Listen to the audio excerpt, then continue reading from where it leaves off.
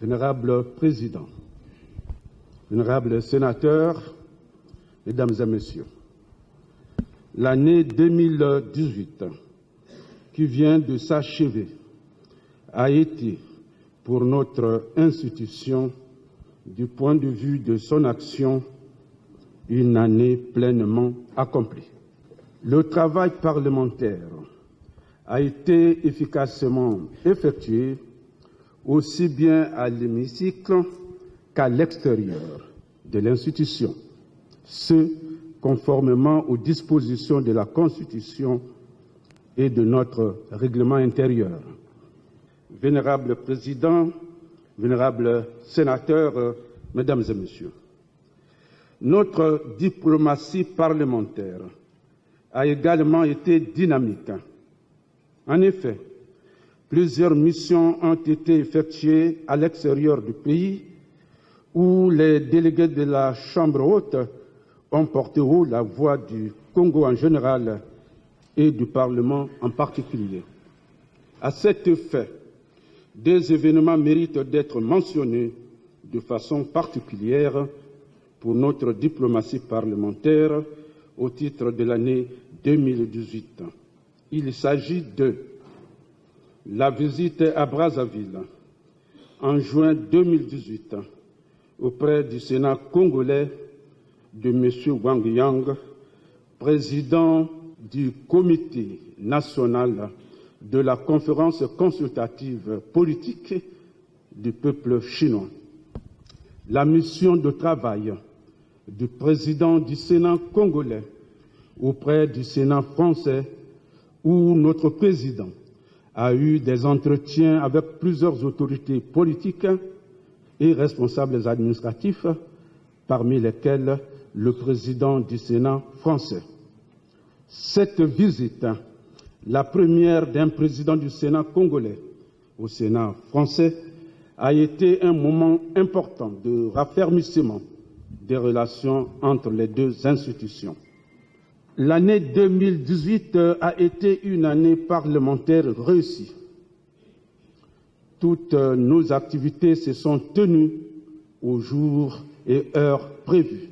Et ceci l'a été grâce à vos appels toujours renouvelés au sens de la responsabilité et de la discipline de chacun. Votre action à la tête de notre institution a marqué les sénateurs et les collaborateurs qui, au demeurant, saisissent cette occasion pour vous renouveler leurs sincères félicitations. Vénérable Président, je vous rassure du plein engagement des sénateurs et des collaborateurs de vous accompagner dans l'exercice de vos délicates fonctions. Pour terminer, je vous adresse à vous-même, à votre famille, ainsi qu'à vos proches, au nom des sénateurs, des collaborateurs et aux miens propres, nos meilleurs vœux de santé, de bonheur, de prospérité et de longévité. Bonne et heureuse année 2019. Je vous remercie.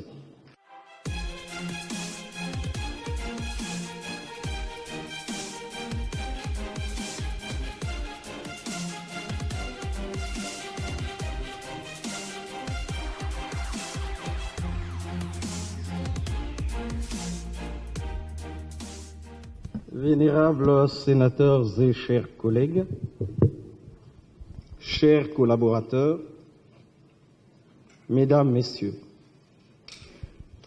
vous venez, par la voix du vénérable Premier secrétaire, de dresser le bilan de l'année 2018 qui s'en est allé, voici aujourd'hui 10 jours.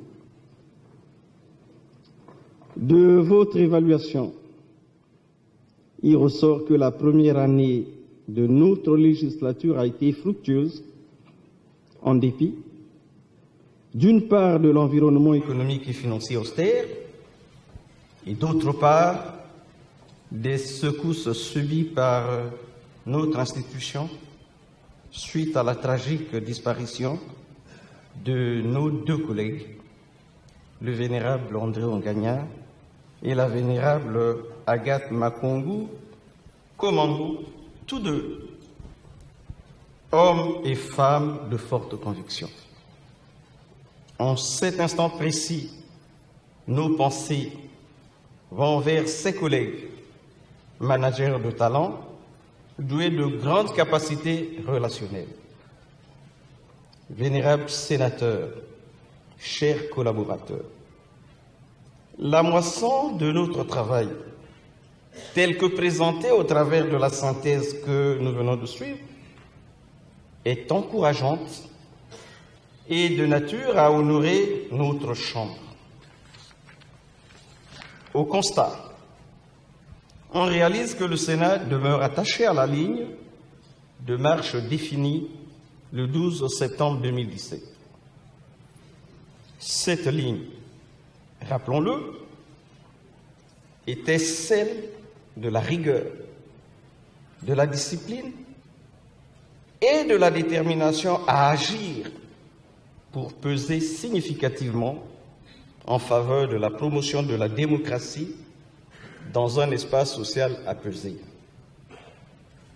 Au constat, on note qu'un esprit nouveau s'installe au Sénat, où se développe une véritable réactivité face aux diverses sollicitations et une forte détermination à apporter plus à l'œuvre d'édification nationale. Je saisis l'occasion de cette cérémonie de vœux pour vous renouveler à tous mes très vives félicitations. Vénérables sénateurs, Mesdames et Messieurs les travailleurs, la mise en évidence des évolutions positives enregistrées dans la vie et le fonctionnement de notre Chambre ne doit pas nous conduire à une autosatisfaction génératrice d'attitudes antinomiques au surcroît d'efforts que nous impose la conjoncture. Bien au contraire, notre défi est de faire en 2019 davantage et mieux afin de tenir le Sénat à sa place de chambre haute. C'est ici le lieu de souligner à l'attention de tous l'importante interpellation de son Excellence Monsieur le Président de la République, Denis Sassou Nguesso, dans son message sur l'état de la nation, le 29 décembre 2018, devant le Parlement réuni en Congrès, lorsqu'il dit, je cite, « Le credo directeur pour l'année nouvelle reste le travail dans l'éthique et la discipline. Source de richesse, il demeure la pierre angulaire de notre sortie de crise. » Fin de citation. Nous comprenons tous l'urgence d'un sursaut national qui met un terme à l'épisode d'incertitude et consolide la paix restaurée. C'est dire que tout est à faire pour que les Congolais, sur l'ensemble du territoire national, vivent en paix et investissent toutes leurs énergies dans la vaste entreprise de construction du pays. Le Congo, naturellement riche, est capable de tenir le pari de l'émergence et d'aller au développement à un rythme accéléré.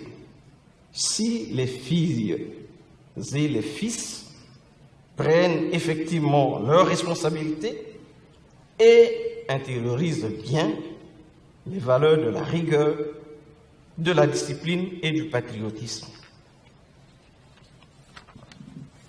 Vénérables sénateurs, chers collaborateurs, touchés par les vœux de nouvel an que vous avez formulés à ma famille et à moi-même, je voudrais en retour vous présenter à vous et à vos proches mes vœux de bonheur, de santé et de prospérité pour l'année 2019.